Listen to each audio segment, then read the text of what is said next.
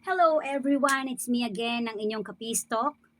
And today, I'm going to share you again about ideas or tips para ma-defeat ninyo ang inyong depression kung meron kayong depression na katulad ko. At uulitin ko po, ako po ay hindi doktor, hindi po ako bihasa sa ganitong bagay. Ang share ko po sa inyo ay base po sa aking karanasan at base po sa mga taong pinuntahan ko para ma-defeat ko yung depression na ito. At hanggang ngayon, meron pa rin po akong depression dahil hindi po ako perfect na tao.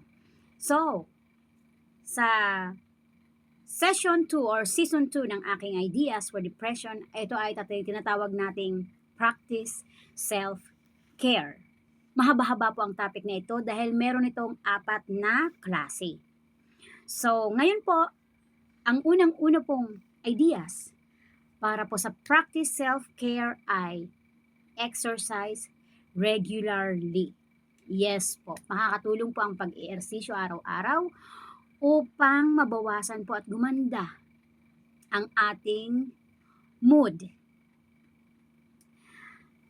At para po ma-relax ang ating katawan, ma-release natin ang endorphins na tinatawag sa ating katawan.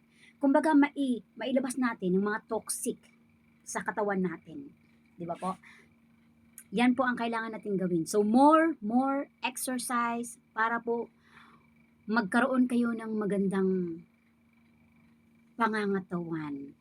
At higit sa lahat ay ma-improve yung moods ninyo sa araw-araw at hindi niyo na maisip ang kahit na ang kahit na anong klaseng bagay na palagi nyo naiisip na hindi makakabuti para sa inyo. So, pangalawa po, healthy eating.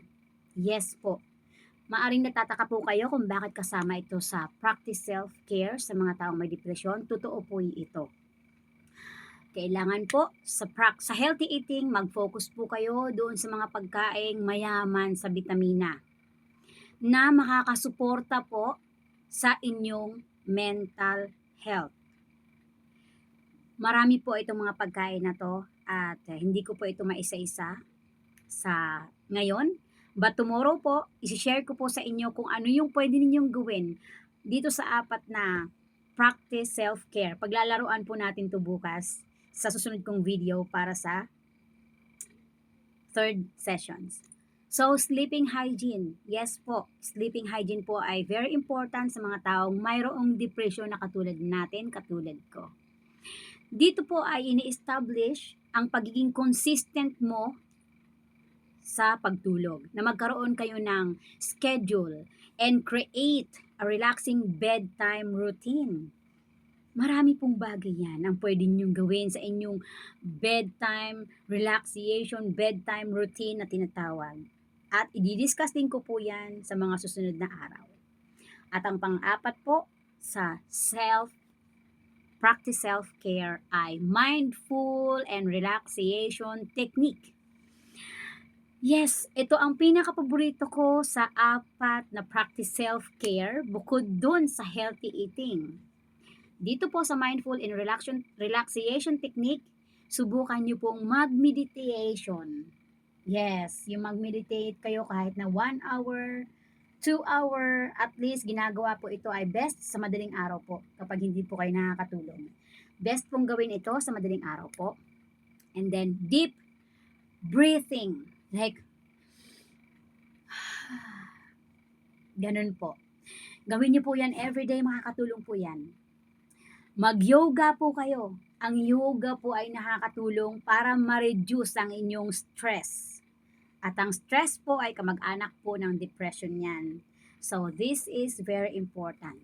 Tandaan niyo po, ang sinabi ko, ang una po ay exercise regularly, healthy eating, opo, sleep hygiene. Number 4, mindfulness and relaxation technique. So, ito lamang po ang video na i-share ko sa inyo ngayon ng ang practice self-care, but I promise po na isa-isa po dito sa practice self-care ay iisa-isahin ko po sa mga susunod kong video. Abangan niyo po.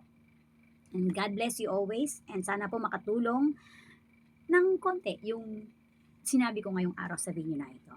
Can you please subscribe my YouTube channel, and marami pa po akong mai-share sa inyo.